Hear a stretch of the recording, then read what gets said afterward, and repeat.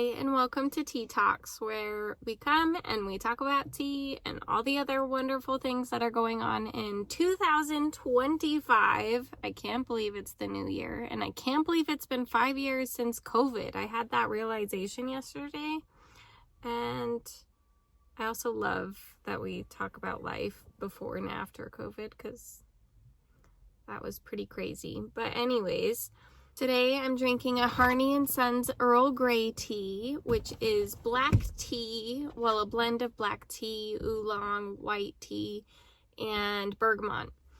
So this is nice and cozy. Supposedly it's supposed to be a little bit malty and bitter, but for me, it just tastes leafy. I don't know.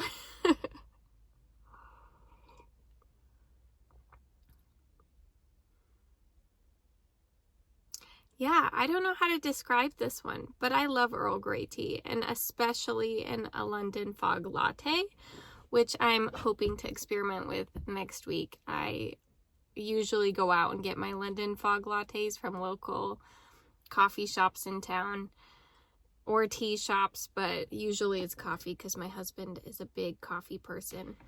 It's so bright. The sun keeps coming out and going away. It's only 20 degrees outside, but in this car it's actually kind of warm because I'm sitting in the sun. So I'm going to talk to you with shades on today. Unless the clouds come back out and play. I am a 27-year-old living near Washington, D.C. For anyone who wants to know a little bit about me, I am a mother, a wife, a teacher, a content creator, and it's important that I start thinking about how I want to describe myself as well, because I am changing my life this year. I was thinking about how everyone has a thing, like they might love a certain animal, or they might do something, like my husband does powerlifting, and my parents do CrossFit, or my sister loves bats, and I don't know, everyone has a thing. And so my thing, I hope, is tea and yoga and traveling. I love to travel. But of course, traveling costs money, so I'm hoping this channel will help me get to a point where I can travel with my family and drink tea and do yoga all the time. That is the lifestyle I aim to live. So we're talking about that a little bit more today. Joe Dispenza talks about creating a mind movie, something for you to visualize the person you want to be, or the best version of yourself, the highest version of yourself. So I have a hard time visualizing that in my meditations. So I'm going to create a mind movie, which is like action shots of things that I want to focus on this year. So like I will incorporate myself doing yoga and drinking tea and traveling and hiking and creating content, creating more art. I hope to write a second book, a sequel to my first novel.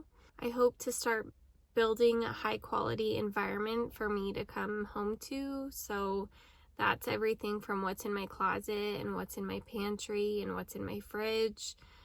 Everything. I want to reshift the materials that are in my life in a materialism view of my apartment, my life. I want to really reduce how much I'm consuming, and I don't want to buy more things unless they need to be replaced. And in that case, I'm going to first go to thrift stores and look online on free giveaway groups. Like buy nothing groups are amazing. I have so many in the area, and I'm gonna start purging everything in my house. So I'm getting rid of a lot of baby toys that Theo is not interested in anymore. I'm getting rid of a lot of my low quality clothing that I just don't enjoy wearing. It's uncomfortable, it sticks, it's mostly polyester, lower vibrations, and I want to stick with higher vibration clothing, which I actually think this is mostly cotton, but I'll have to check on that too. This is one of my favorite items of clothes. It's called a comfy. It's like a knockoff Snuggie. But I have so many Temu and Shein clothes from when they were a big thing, and I feel so guilty for buying them, but I'm letting go of all that guilt as well, and I'm just changing my life so that I don't have to feel the guilt anymore. I can enjoy high quality clothes, I can eat high quality farm grown food, and I think I'm just gonna feel better in general. So I'm really excited to see how these changes transform my life. And that's going to start with the Mind movie by putting together little clips of those things that I hope to slowly change over the next few months and the course of the year. The other day I went to a holiday party with my coworkers, and I kept saying how I felt old because I don't really go out. I stay at home and I do yoga and I meditate and I hang out with my family. And I enjoy doing that. But sometimes when I go to like group events and gatherings, I feel old because I go to bed at like 8:30, or I start getting ready for bed around then. And everyone was laughing at me saying how I'm not old. And I know I'm not old. But it got me thinking about how we all think we're old in certain ways, or sometimes we feel really young, but we have this perception of our age and how it brings us closer to our death in a way. We have this way of viewing our age as negative, or growing older can feel negative. And I think, like, I was talking to one of my coworkers who's pretty much ready to retire, but she can't. And her birthday is today. And she was saying how she didn't know how much time she had left. And I didn't know how to respond in the moment. And I've just been thinking about that. And none of us really have an idea of how much time we have left. Like, we can die at any moment. Yes, the chances increase as we get older, but anything could happen. So I don't think we should live in the mindset of planning our death, even if it feels like we're close to our death. I think that's the Joe Dispenza voice in my head saying that we need to live in the present moment. And Eckhart Tolle. Anyways, kids always call me like 85, and they think we're old when we're 15, and they think we're old when we're 125. Or sometimes they get up to the thousands. Kids say we're all over the place, but they have the right perspective on age, because it's just a number. It's just a way to define ourselves. It's just another one of those pesky labels that we refer to when we're telling someone about ourselves. So I'm 27, and I might have a long life ahead of me. I might not. I'm okay with it either way. Hopefully it's longer, but whatever. I'm living right now exactly how I want to be. My beautiful family in our apartment, and I'm drinking tea. So I'm grateful for where I am now, and I'm grateful for the journey that I have yet to go. So I hope to hear from you guys about your journeys and how you feel about labels and how you talk about yourself without really diving into those labels, and being able to be more of a person in front of someone else instead of just talking about your profession, your age, your name, your credentials, even your experiences. Like, it's all just part of the ego. So how do we live in the now? How do we absorb this energy and share energy without using language and labels and things like that? So I'd love to hear your perspective.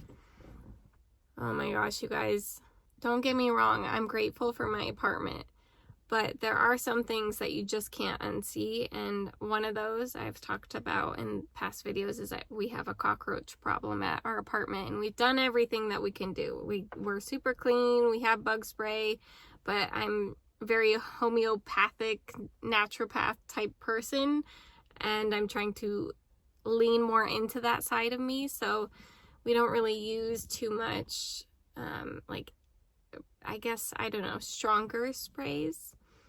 And maybe that's why we still have them. But I spray this one that has essential oils that's supposed to keep them out. And I hadn't seen them until recently, and it was in my water filter. And that is just one of those things that you can't unsee. I can clean it and hope that there's no more.